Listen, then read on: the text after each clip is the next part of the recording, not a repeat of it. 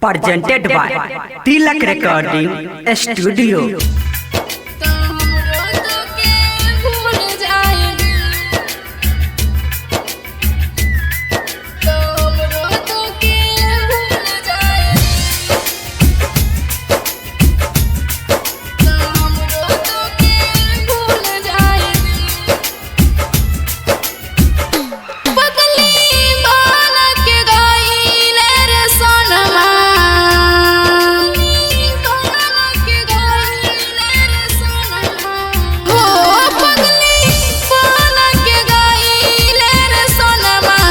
पगली बन के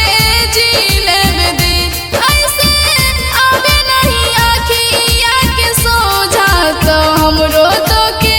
भूल जाए दे हमरो तो के भूल जाए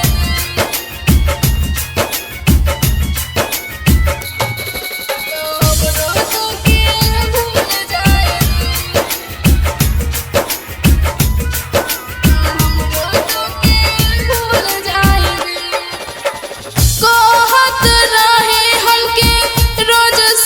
साथ के रोबे मत पगली हमर जाए देवना हाथ से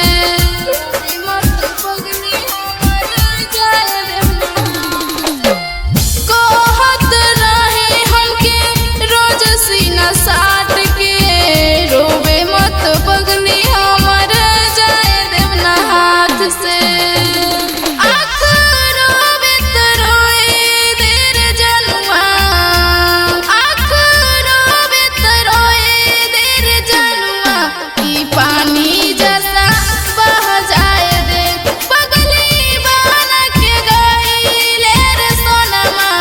पगली बन के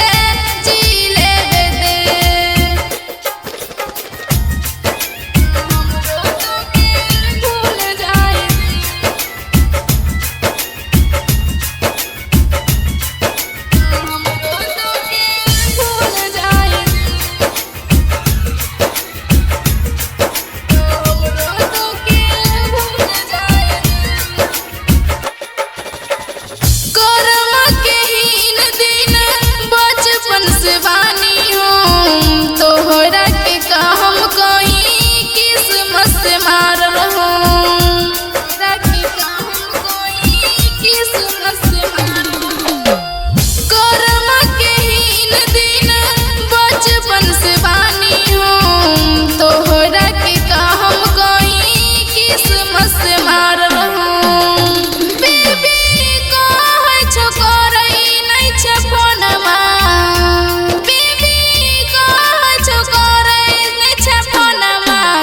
हमरो तो के भूल जाए दे पगली बन के गईले रे सोनमा तो पगली बन के जी ले दे Presented by Tilak Recording Studio.